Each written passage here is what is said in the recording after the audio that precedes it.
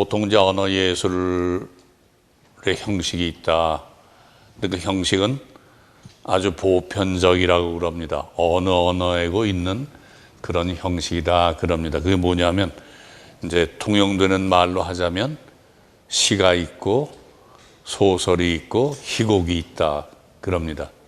물론 이제 시는 대체로 그게 형태가 짧아져서 제가 그걸 이제 짧은 문학 형식 그렇게 일단 붙여봤습니다. 왜냐하면 시란 게 언어에 따라서 다 다르기 때문에 통칭 시라고 하지만은 딱히 그게 소설처럼 모든 언어에 통하는 보편성을 갖는 그런 형식을 갖추지 않는 것 같습니다. 언어마다 특수해서. 그래서 어쨌든 시라는 게 있고 짧은 문학 형식으로, 그다음에 긴 문학 형식이 소설과 희곡이 있는데, 소설도 이럴 때면 짧은 소설은 우리가 따로 이름을 지어서 단편소설이라고 그런단 말이죠. 그리고 긴 거는 장편소설이라고 그래요. 장편소설은 그 이름만 보면 참 멋없는 이름입니다. 단지 그냥 짧다 길다만 표현하는 말이거든요. 그런데 이제 단편소설이나 장편소설은 여러분도 잘 아시겠지만은 뭔가 깊이 본질적으로 다른 게 있습니다. 단편소설이 길다고 장편소설이 되는 게 아니고, 장편소설이 짧다고 단편소설이 되는 게 아니거든요. 그러나 어쨌든 그것들은 시보다는 긴 문학 형식에 속한단 말이죠. 그래서 시, 소설, 희곡이라는 게 있는데, 그게 아주 마치 모든 나라에 있는 것 같은 그런 생각들을 갖기 쉽습니다. 모든 언어에. 정말 그런가? 근데 일단 우리가 보통 말을 이제 흔히 일상의 필요에 의해서 말을 쓰고 사는데, 그 말이 무슨 특별히 예술적이다라고 할 수는 없습니다. 그런데 이제 우리 주변에도 같은 말을 해도 아주 음흉스럽게 재미있게 같은 뜻을 전하면서도 그렇게 하는 그런 사람은 뭐라고 했냐면 말재주가 아주 굉장히 있는 것 같은 그런 사람이 있거든요.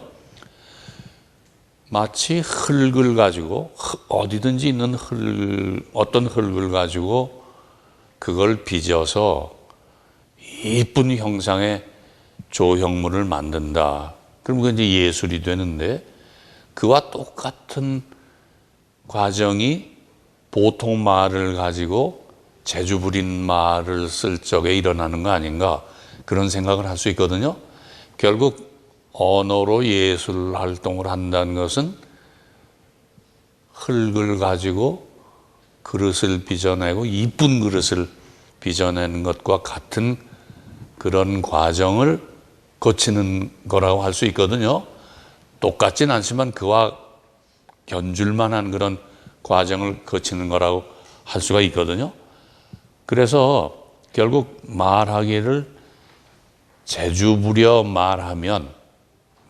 보통 말하기를 재주 부려 말하면 그게 이를테면 인공적이고 기교적인 상태가 되고, 우리는 그것을 어떤 예술적인 이를테면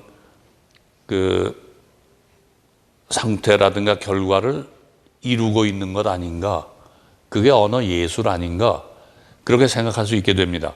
그리고 이제 일상 언어 말하는 상황에서의 의미가 부과돼서 그걸 통틀어서 이제 우리가 말할 때의 의미라고 생각할 수 있는데, 그런데 만약에 이게 예술 언어가 되면 그런 일상 언어에서의 그 의미, 단어의 의미, 센텐스의 의미, 센텐스에 묻어가는 환경에서 오는 의미, 거기에 더해서 예술적인 형식이 낳는 의미가 부과된다고 생각할 수 있습니다.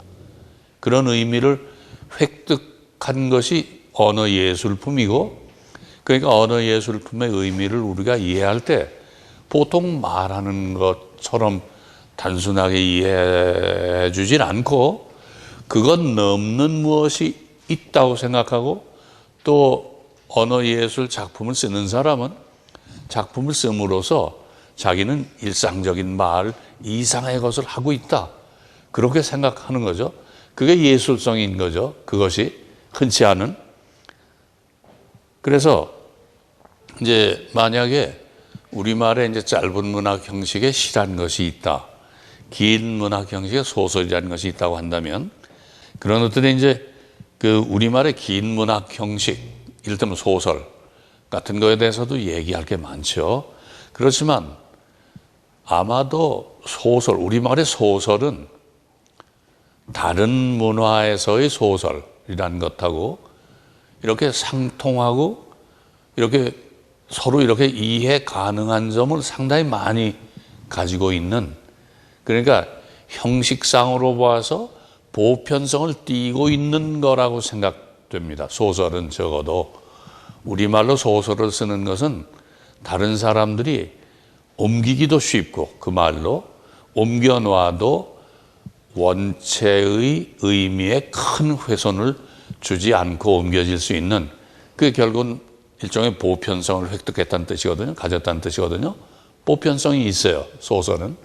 사람들이 문학하면 의뢰 노벨상, 노벨 문학상 그러는데 마치 노벨 문학상을 타야 될 것처럼 얘기를 하는데, 그거 안 타도 되거든요. 사실은 안 탈 이유가 몇 가지 있긴 있어요. 다시는 더 말씀 안 드리지만은. 그런데 탈 수도 있어요. 소설이란 형식은 언어 문화, 여러 언어 문화에 걸친 보편성을 가지고 있는 형식 같기 때문에 우리말로 소설을 쓰면 언젠가 노벨상 탈 수 있죠. 노벨상 이상의 것도 탈 수 있고 전 세계에 퍼져나갈 수가 있거든요.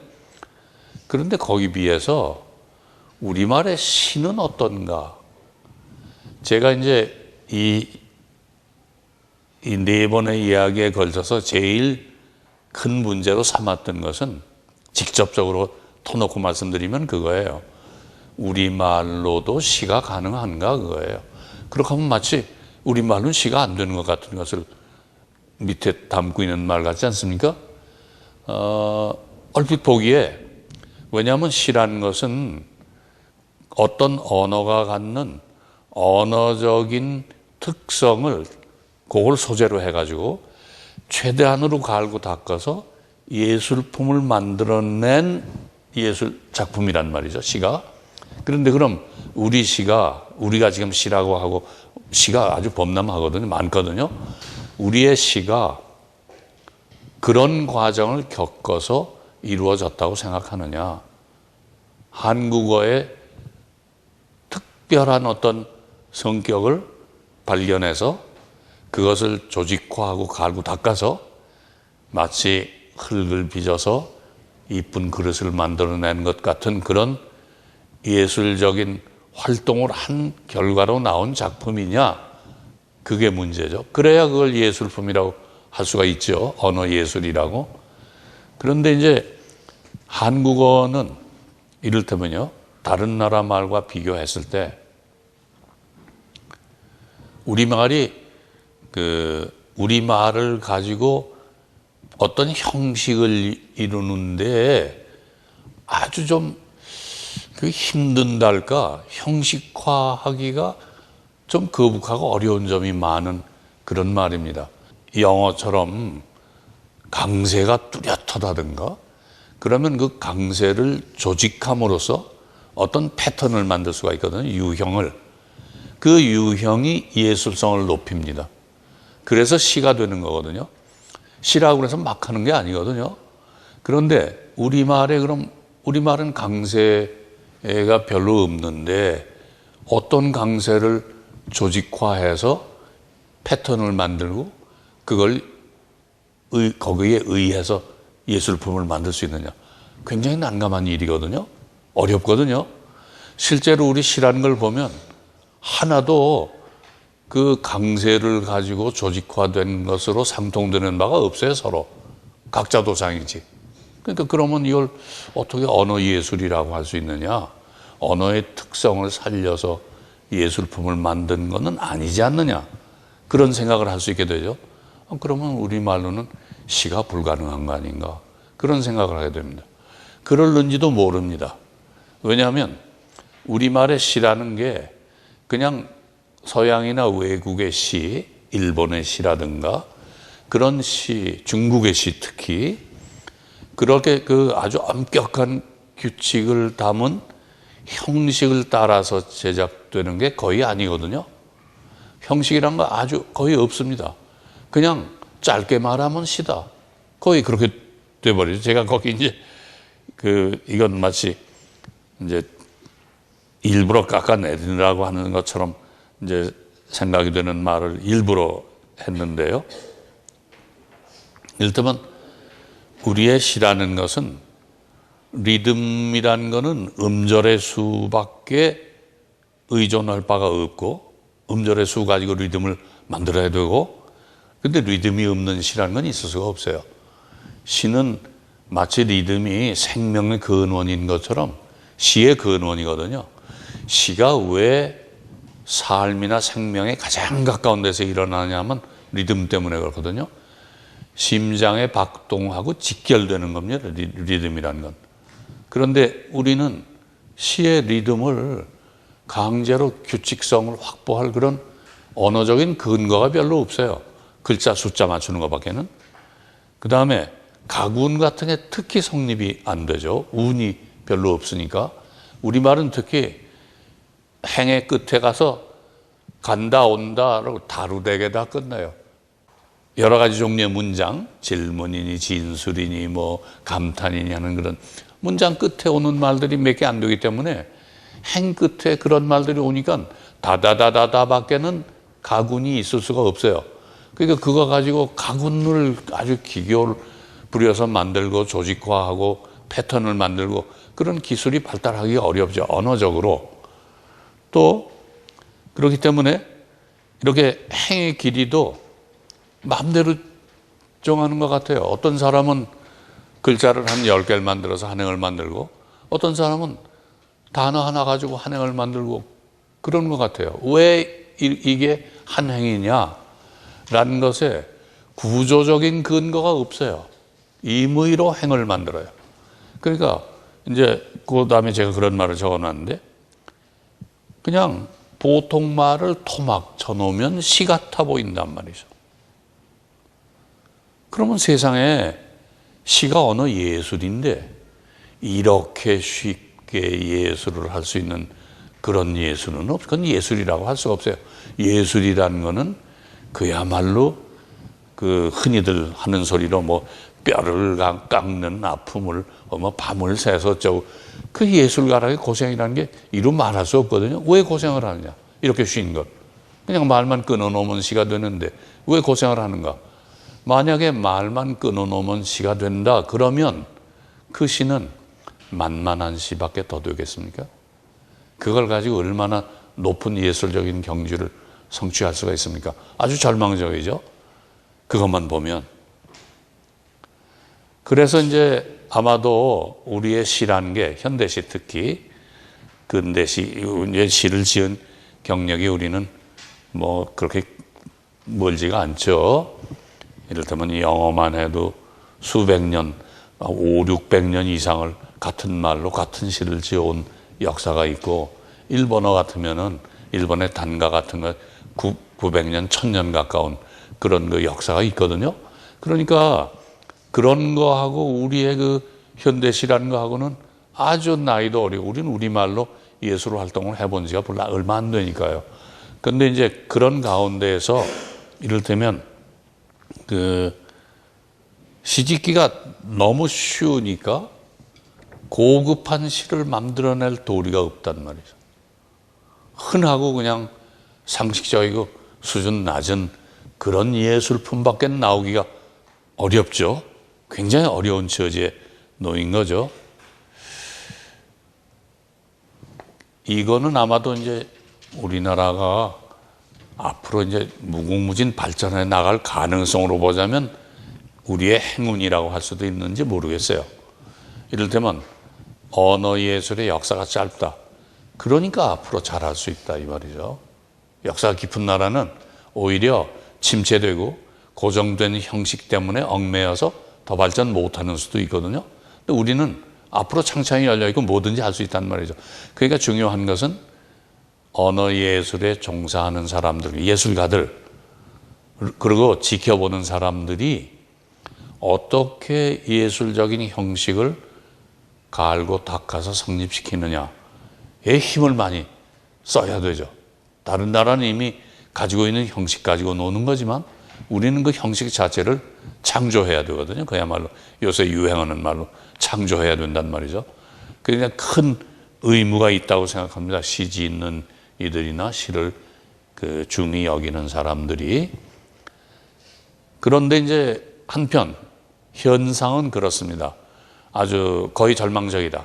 시는 문학적인 그런 이를테면 예술적인 언어 활동이 되기가 어렵다. 여러 가지로 봐서 객관적인 여건이. 그런데도 시라는 게 이제 많이 생산이 되고 그 중에 어떤 것은 참 좋단 말이죠. 그건 왜 그러냐? 그렇게 어려운 여건에서나마 나온 시들이 왜 어떤 건 우리에게 좋으냐 그거예요. 그 시는 혹시 서양 사람이나 일본 사람이나 중국 사람이 그 번역한 걸 봤을 때 이게 뭐냐, 이건 밍밍하고 아무것도 아니다, 그런 반응을 보일는지 몰라도 우리가 읽으면 굉장히 좋은 게 있긴 있거든요. 아직도 형식도 정비가 안 되고 유치한 상태 전체적으로. 그럼에도 불구하고 어떤 작품들은 아주 좋단 말이죠. 그러면 당분간 우리 시가 나아갈 길은 그 아주 좋은 작품은 왜 좋으냐, 그걸 밝혀서 그걸 시 짓는데 집어넣고 갈고 닦아서 더 좋은 시를 만들도록 노력해야 되겠죠. 왜 좋은가? 근데 이제 우리가 물론 좋은 시에 대해서 학교에서 이제 교과서에서도 있고 무슨 일반적으로 통용되는 생각들이 있어요. 누구누구의 무슨 시, 누구누구의 무슨 시, 뭐 이런 식으로. 예를 들면 정지용 같은 사람의 시를 이를테면 이제 뭐 한국어를 아주 이제 최고로 닦아서 아주 정상으로 올려놓은 그런 시다, 그렇게 하는 일반적인 정평이 있거든요. 이제 그런 거를 정말 그런가? 정말 확실한 근거가 있어서 그렇게 말을 하는가? 그걸 따져봐야 할 텐데 별로들 따져보질 않는 것 같아요. 그래서 제가 그게 그렇지 않다는 얘기를 할 게 아니라 이러이러한 것이 좋은 것의 근거가 될 수 있는 거 아닌가라는 걸 그냥 예를 몇 개를 들기 위해서 그 시를 몇 편 거기다 이제 따로 적어 놨습니다. 그러니까 제가 그걸 읽으면서 조금씩 이제 첨언을 해 보겠습니다. 첫 번째는 내 고향이라는 건데, 이건 안서 김옥의 시입니다. 안서는 소월의 선생님이었어요. 나이 차이가 많은 선생님은 아닌데 그래도 오산학교에서 이제 소월이 배우고, 그리고 어쨌든 소월과 안서는 상통하는 바가 굉장히 많습니다. 어떤 시는 얼핏 보면 이게 소월 건지 안서 건지 모르게 그렇게 이제 아주 상통하는 가 많은 그런 시인이죠. 근데 그냥 제가 읽어보겠습니다. 보통 말하는 것 같습니다. 시가 내 고향은 곽산의 황포가외다. 봄노래 실은 배엔 물결이 높고 뒷산에선 접동꽃 따며 놀았소.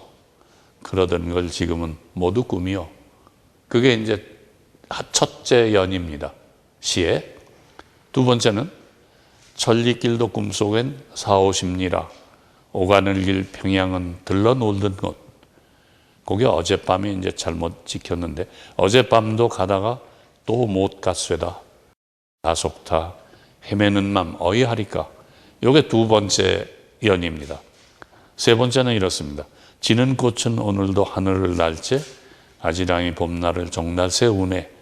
육로 천리 길 멀다 둘 것 없는 마음 이날도 고향 찾아 떠나는 것을. 그러니까 여기는 뭐 특별히 기교를 부린 말도 없습니다.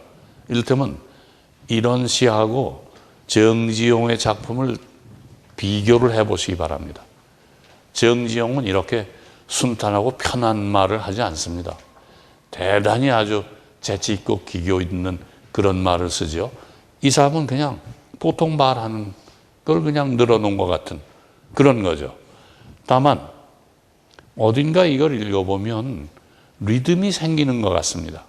이를테면 이게 내 고향은 곽산의 황포가외다.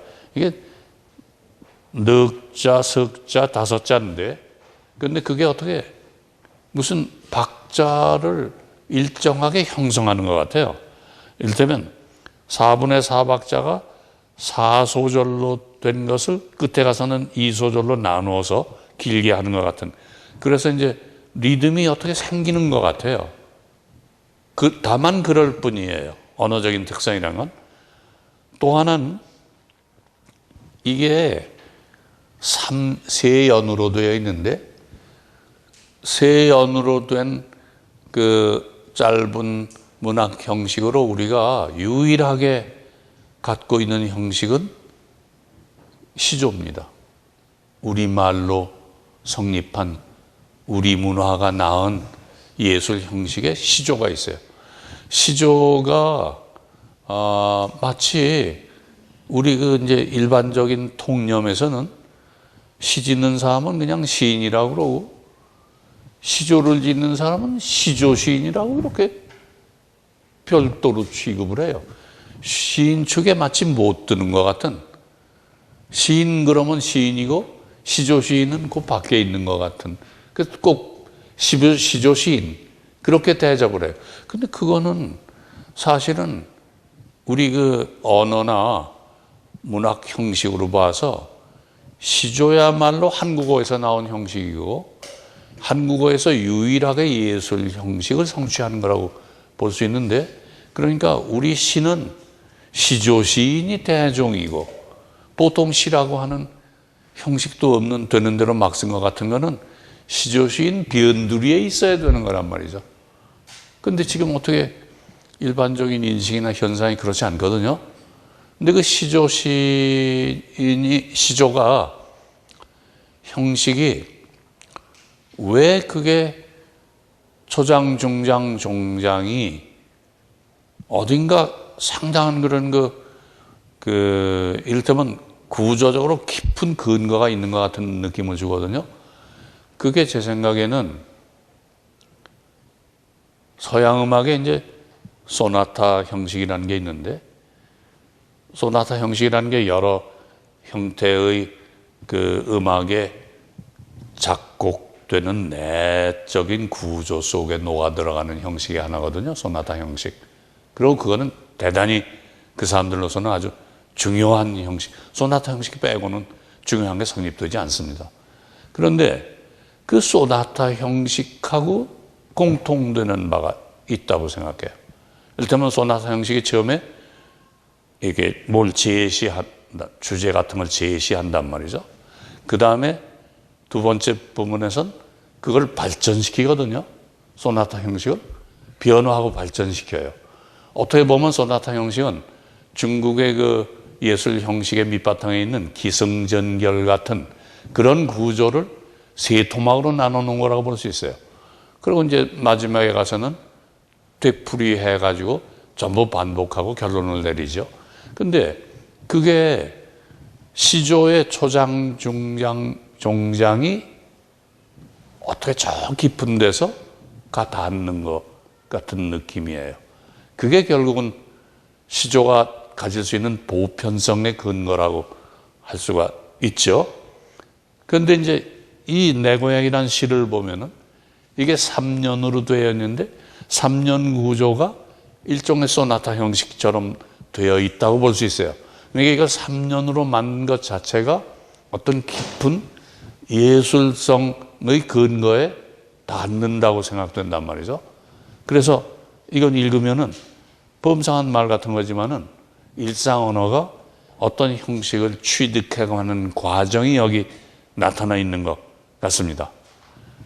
근데 이제 여기 이 내 고향이라는 거는 이를테면 향수라든지 그 옛날 생각 그런 거죠. 이제 그게 인간의 감정 중에 여러 가지 이제 감정이 복잡하게 있을 수 있는데 아주 크고 깊은 감정의 하나는 애정 같은 거겠죠. 애정 또는 향수, 어린 시절이나 과거를 그리워하는 거. 이것도 아주 굉장히 깊은, 그리고 보편적인 감정이거든요. 어디고 서정시의 주요한 이 감정적인 요소가 되는 거죠. 그래서 여기서는 이게 그 향수라든가 옛날 생각하는 거, 돌아갈 수 없는 과거를 그리워하는 거, 그런 게 이제 아주 듬뿍 담겨 있다고 생각하죠. 그 다음에 또 뭐가 있을 수 있느냐면, 지금 말씀드린 이제 애정이나 사랑 같은 게 주제가 되는데, 이를테면 왜 우리 아리랑이라는 노래 있습니다. 아리랑이라는 노래. 아리랑 아리랑 아라리요. 그게 무슨 뜻인지 잘 모른다고 끝내 밝혀지지는 않지만은, 어쨌든 뭐 그건 그러니까 모르는 거니까 괜히 하는 소리라고 생각을 하고, 그 다음 말은 아리랑 아리랑 아라리요. 그 다음 말은 아주 편하고 흔한 어려운 말이 아니에요. 아리랑 고개로 넘어간다죠. 아리랑 고개로 넘어간다. 그 다음 말은 나를 버리고 가시는 님은 십리도 못 가서 발병 난다예요. 그 말도 뭐 어려울 게 없어요. 그런데 이제 그 아리랑을 흔히들 무슨 한이 맺힌 있다든가, 우리 민족적인 뭐 서름이 거기 표현이 돼 있다든가, 뭐 또는 아니면은 짓궂게 생각하는 사람은 날 버리고 간 그 녀석 그 다리병신이나 되라, 그런 그 원수, 아주 그냥 이렇게 복수심에 찬 그런 원한이 표현되어 있다, 그렇게들 이해를 하는 게 보통이에요. 근데 제 생각에는 그게 아닐 것 같습니다. 왜냐하면 그 아리랑이란 그 가락을 좀 마음에 떠올려 보세요. 저는 그 소프라노 신영옥 씨가 부른 아리랑을 들었는데, 그러고 그때 번뜩 깨달았어요.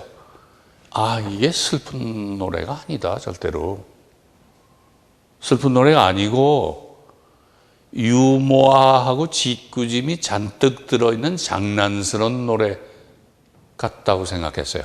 그리고 저는 아직도 그렇게 믿고 있어요. 뭐냐면, 안 가도 될 걸 이제 어디 무슨 일이 있다고 가겠다고 그래요. 같이 있는 남자가. 그러고서 떠나가요. 근데 그 남자도 사실은 떠나고 싶지 않은 거예요. 어쩔 수 없이 이제 남자로서는 뭐 해야 할 일이 있다든가 이런 걸 내걸고 이제 일단 집을 떠났죠. 근데 떠나다 보니까 가기 싫은 거예요. 그래서 떠나가지고 얼마 안 있다가, 아이, 나 병났어. 나 좀 와서 데려가. 그러고 집으로 다시 기별을 해서 그 여자 되는 친군지가 고개를 따라 넘어가면서 부른 노래 같아요. 가서 데릴러. 에이, 그거 뭐라고. 괜히 가기도 싫은 걸 가더니 또 발병 났다고 날 불러낸다고 해. 그래가지고 가서 데려오러 가는 노래라고 생각해요. 이게 얼마나 구승지고 아주 휴머러스하고 능청맞은 그런 상황이에요. 거기 뭐 한이라든가 무슨 원한이니 원수 같은 그런 거 전혀 들어있지 않다고 생각해요. 특히 가락이. 여러분이 그 가락을 정선아리랑의 가락하고 대조를 좀 해보시기 바랍니다. 정선아리랑의 내용하고 이 아리랑의 가락이나 내용을 대조를 해보시면 그게 확연히 드러납니다. 근데 그걸 전부 우리는 툭 하면은 고생했다고 해가지고 민족의 한님, 전부 다 한. 김소월도 전부 한을 노래하고 있다. 그 어떻게 그 한만 노래하겠어요? 그리고 우리가 약소민족이고 어렵게 살고 우리말을 여러 번 잃어버릴 뻔하면서도 계속 간직해 온 건 사실인데, 그러나 어느 민족이고 우리 민족이 겪은 것만큼 겪지 않는 민족이 없어요. 우리만 특별히 세상에서 고생하고 남의 식민지 되고 청나라가 쳐들어오고 무슨 그렇게 그런 게 없어요. 다들 쳐들어옴을 당했고 다들 망함을 당했고 이스라엘들은 말하자면 우리 맥갑절 흩어져서 망하고 그런 민족 아닙니까? 그 사람들이 무슨 그렇게 한도 있겠지만 한만 있겠어요? 우리도 그런 데서 좀 벗어나야 될 것 같아요. 오히려 우리는 그런 걸 꿋꿋이 살아남았으니까 한이 아니라 긍정적인 힘이, 이게 이제 저는 그거를 노예로서의 끈기라고 그러는데, 땅바닥을 기고도 오래 산단 말이죠, 우리나라 사람. 그거는 플러스적인 거예요. 마이너스적인 게 아니에요. 우리가 떳떳하게 자주 독립을 하고서 다른 나라에 큰 소리 친 그런 역사가 별로 없어요. 늘 남의 지배를 받아왔거나 세력하에 눌려 있었죠. 그럼에도 불구하고 없어지지 않았단 말이에요. 한국어가, 아주 독특한 성질의 한국어가 없어지지 않고 있단 말이에요. 그러면 이건 굉장한 거 아닙니까? 그 무슨 한이 그렇게 많이 서려 있어요. 요새는 더군다나 잘 먹고 잘 지나고 도로도 좋고 한 느낄 게 별로 없어요. 그러니까 그 한은 좀 벗어났으면 좋겠단 말이죠. 그래서 이제 그 다음은 김정식 그 소월의 시를 읽을 건데, 소월의 시는 이제 아까 말씀드린 바와 같이 흔히 한이 그 많다든가 또 뭐 여성적이다. 제 생각에는 우리나라 시인 중에 소월만큼 꿋꿋하고 남성성이 강하게 발현되는 그런 시인이 드뭅니다.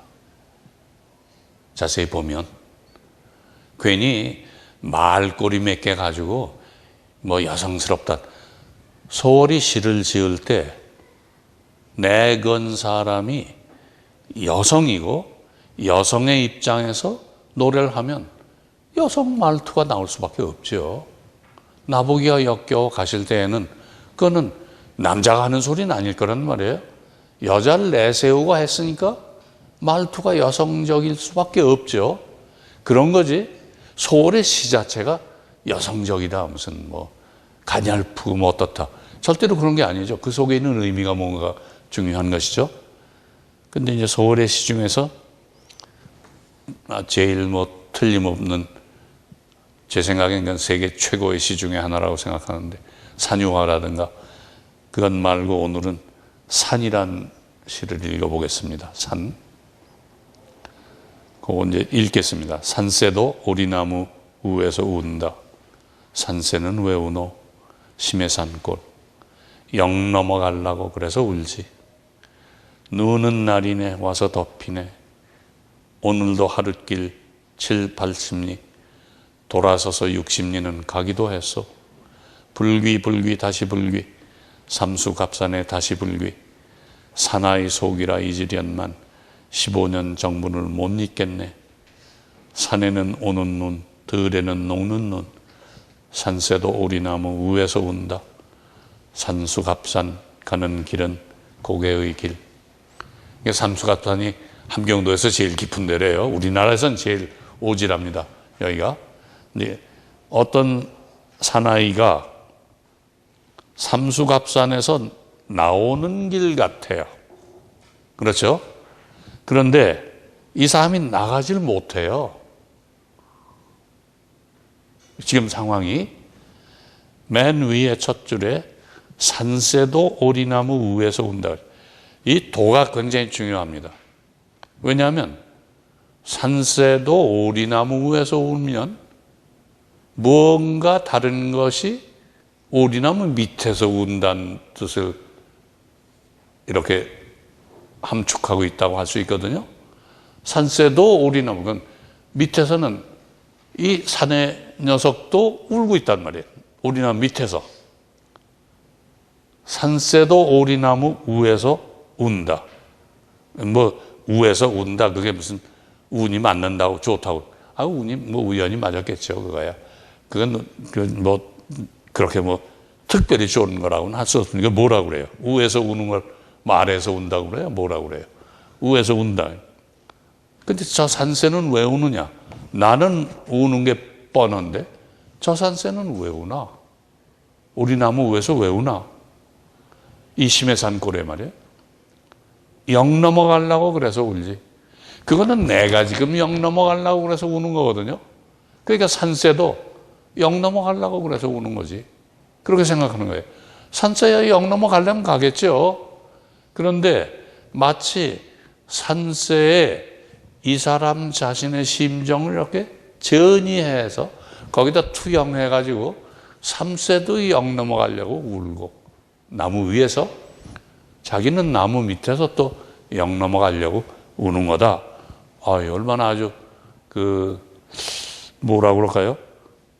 아래 위가 다 맞으면서 처량한 신세 같은 게 아주 묻어나죠. 근데 누는 날이네 와서 덮이네. 오늘도 하룻길 7, 80리 돌아서서 60리는 가기도 해서. 그러니까 하룻길 70리를 이제 나와보고 어떡하다가 60리 되돌아가. 떠나질 못하고 다시 돌아가. 그럼 겨우 오늘 얼마 왔습니까? 10리밖에 떠나질 못하는 거예요.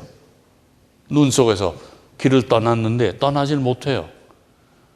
왜 못 떠나냐면, 그런데 이게 불귀는 다시 돌아가지 않는다는 소리거든요.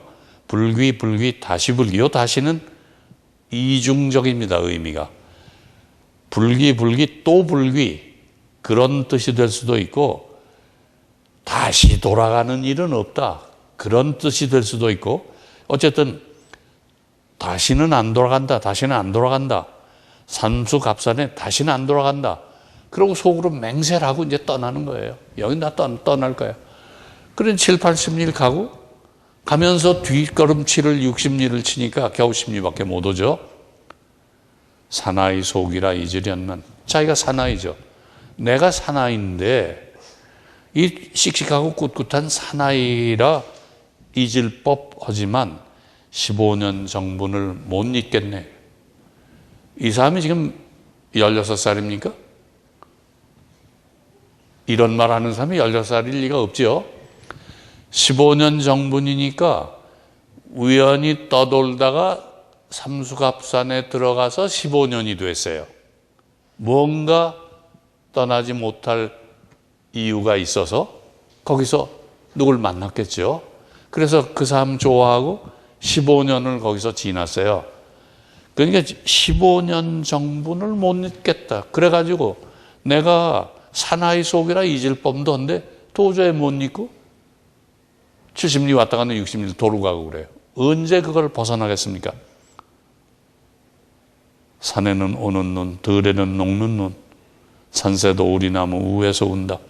삼수갑산 가는 길은 고개의 길, 첩첩산 중에 갇혀서 마음으로는 도저히 떠나지 못하고 몸으로도 도저히 떠나지 못한 그런 형편을 노래하고 있거든요. 애정 같은 게 이제 말하자면 주제가 되어 있다고 생각할 수 있죠. 이건 저 박목월이라고 거기 빠졌는데 나그네라는 시입니다. 이것도 참 기막힌 시입니다. 강나루 건너서 밀밭길을 구름에 달가듯이 가는 나그네, 길은 외줄기 남도 300리, 술 익는 마을마다 타는 저녁 노을, 구름에 달가듯이 가는 나그네. 이 시는 어느 한 군데도 센텐스가 없어요. 뭐가 어떻다 그런 완성된 센텐스가 없고 전부 명사구만 늘어놨어요. 말하자면 명사들로만 구성이 되어 있어요. 나그네 처음엔 그렇고 300리 그렇고 저녁 노을 그렇고 또 나그네. 그러니까 뭐가 어떻다 그런 말은 없죠. 그런데 이제 묘하게 강나루 건너서 밀밭길을 저는 이제 이 부분이 참 절창이랄까 그런 거라고 생각하는데 구름에 달가듯이 가는 나그네. 여러분 혹시 이제 밤하늘에 구름이 좀 있는 밤하늘에 달을 쳐다보신 일이 있는지 모르겠어요. 그러면 구름은 바람에 의해서 이제 빨리 지나가죠. 근데 마치 달이 지나가는 것 같거든요. 구름 속에 달이 지나가는 것 같아요. 그런 착시 현상이랄까 그런 걸 일으켜요. 그러니까 달은 부지런히 가지만 사실은 그 자리에 있는 거예요. 근데 먼 들판에 나그네가 이제 모르겠습니다. 뭐 옷을 뭐를 입었는지는 모르지만 바람에 이렇게 옷을 휘날리면서 먼 들판을 허위적거리고 걸어가고 있단 말이죠. 근데 바라보면 굉장히 열심히 가는 것 같지만 거기 그냥 있는 것 같은 거예요. 먼 들판에 점백인 것처럼. 마치 이게 구름에 달 가듯이 가는 나그네예요. 그냥 나그네가 거기 가고 있지만 늘 가고 있는 것 같아요. 느낌에. 우리나라의 좁은 나라에 외줄기 길인 300리 뻗친 데가 어디 있습니까? 외줄기 길이 300리 뻗친 데가 어디? 호남 평양을 가도 300리가 돼요? 안 되죠. 이거는 이제 있는 일을 진술하는 말이다라고 본다면 거짓말이죠. 그렇죠? 근데 우리가 왜 이 말을 받아들이느냐 하면 어떤 형식에 의해서 하고 있기 때문에 그래요. 우리도 그 형식 속에 들어가서 그 형식에서의 의미 활동으로 보고 뜻을 이해하기 때문에 받아들이는 거예요. 외줄기 길이 300리 뻗칠 수가 없어요, 우리나라에서는. 그래도 이제 길은 외줄기 남도 300리 그러면 아득한 무슨 길 하나가 평야나 뭐 하여튼 구릉을 넘어서라도 끝까지 뻗어 있는 것 같은 걸 받아들인단 말이죠. 그러고 술 익는 마을마다 타는 저녁은 이것도 생각하면요. 나그네 얘기하고 길 얘기했는데 난데없이 술 익는 마을마다 타는 저녁은 우리 벌게 탄다는 게 무슨 상관이 있습니까? 아, 나그네가 목마르면 가서 이제 술 익는 마을 찾아가겠지. 뭐 찾아가겠지만 어떻게 그 술 익는 마을마다 그 저녁 노을이 탑니까? 그 저녁 노을 타는 거하고 술 익는 거하고 무슨 상관이 있어요? 아무 상관 없죠. 그런데 어딘가 이게 말이 되는 거 아닌가, 연결이 되는 거 아닌가 그런 생각을 하게 되죠. 왜냐하면 이게 박목월 씨가 저처럼 이런 얘기를 하면서 그냥 이렇게 진술을 했다 그러면 그런 그 이해를 안 하죠. 저 사람이 이상한 말 한다 지금. 앞뒤가 안 맞는, 연결도 안 되는. 그런데 어떤 형식 속에서 하니까 그 형식에서는 의미를 우리가 이렇게 알아줘야 되는 거가 보다. 그런 상호 이해가 성립이 됩니다. 시 형식이라는 게 그렇습니다. 그런데 이제 이 나그네의 형식은 좀 특별합니다. 제 생각엔 이 나그네가 이 사람이 말에 그 예술을 하고 있다기보다는 이렇게 말을 함으로써 무슨 그림을 우리에게 제시하는 것 같아요. 그림 중에서도 이를테면 그 샤갈 같은 사람의 그림에 이를테면 상관없는 에피소드를 한 화폭에 이렇게 그려놓은 그림들 많이 있지 않습니까? 대장쟁이 여기 있고 또 뭐가 하늘로 애인 둘이 날아가고 무슨 그런 하여튼 그 여러 그 에피소드를 조합해서 한 화폭에 놓은 그림 있죠? 그런 그림 같은 걸 완성해 가고 있는 거 아닌가 이 사람이. 어떤 전경을 화폭에 담아서 그러면 거기에 어떤 순서가 생기고 스토리가 생긴단 말이죠. 이 사람이 지금 강나를 건너가 가지고 밀밭길을 가서 외줄기 500리, 300리 남도를 가가지고 컬컬할 때 지치고 그랬을 때 이제 저 해질녘이든지 어디 그럴 때 동네 들어가서 이제 술집에 가서 이제 목을 축일 그런 거다. 그런 전경이 이제 성립이 되거든요.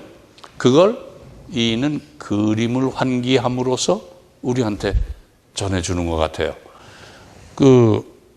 이것도 하여튼 우리말로는 시를 지은 한 양식이라고 할 수 있죠. 지금 횡행하는. 그러나 이제 이걸 이런 시를, 이 시를 외국어로 번역했을 때, 이를테면 시가 아주 융성한 문화 현상을 이루는 언어, 뭐 불란서 말이나 영어나 중국어나 이런 외국어로 옮겼을 때 그 사람들이 이 시를 우리가 이해하듯 이해할 건가? 이걸 시라고 하면 이게 무슨 시냐? 그러지 않을까? 그런 염려는 있죠. 그런 염려는 있죠. 그런 염려가 있는 한 우리나라에서 시로 노벨문학상을 탈 수는 없죠. 노벨문학상 후보, 제가 뭘 좀 들춰보니까 제가 이제 오늘은 하나를 더 첨가했다가 이제 뺐는데, 그건 서정주의 자화상이라는 시입니다.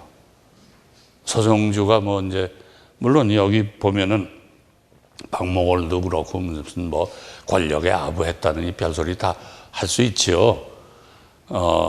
또 해방 전에 살았던 사람들은 일본말로 작품을 쓰고, 정주영이 같은 사람은 그 정주영의 시에 일본어가 엄청나게 들어있어요.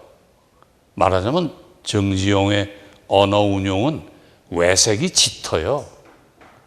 근데 지금 다 덮어놓고 이제 좋은 점만 이렇게 들춰서 그렇게 하지 않습니까? 그러니까 서정주라는 사람도 무슨 권력에 아부하고 그런 일을 많이 했다 그러는데, 그거는 제쳐놓고 그 자화상이라는 시는 제 생각에는 그것도 엄청난 시라고 생각합니다. 작품이라. 자화상의 첫 줄이 아비는 종이었다. 그리고 이제 그 아비가 어떠다 자기는 그 종의 집안에서 어린 시절, 청년 시절을 헐떡거리는 개처럼 지내왔다. 그렇게 고백을 하는 거예요. 마치 자기의 신상을, 가리고 싶은 신상을 고백하는 것처럼 그렇게 돼 있어요. 그리고 표면으로 일단은 그래요.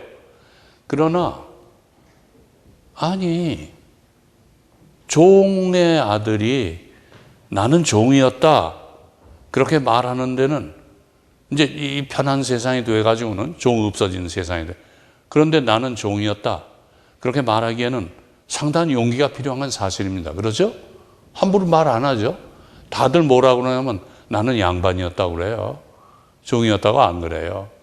그런데 그러니까 그 면에서만 봐도, 자기 고백적인 면으로만 봐도 엄청난 용기가 필요한 그런 발언이란 말이죠. 그런데 만약에 그 시를 우리 결의 역사적인 컨텍스트에다 놓고 한번 생각해 보세요. 아비는 종이었다라는 게, 그 아비가 우리 조상들은 종이었다. 과장이 있고 그렇겠지만 다른 나라에 비해서 종이었던 건 사실이거든요. 중국의 속국을 얼마나 오래 했어요. 일본은 병합돼서 아주 종노릇 했죠. 지금도 두토막이 나가지고 주인 행세를 거의 못하고 있단 말이죠. 그러니까 그 말을 역사적이고 민족적인 그런 차원으로 확대해서 보면 굉장한 기품이 있는 그런 말을 한 것이 될 수가 있거든요. 단지 개인적인 고백에 얽매이지 않고 확대해서 의미를 파악할 수 있게 그런 여유를 시라는 형식이 우리한테 주거든요. 그러니까 그렇게 읽으면 엄청난 의미를 갖는단 말이죠. 그런 것들이 꽤 있어요.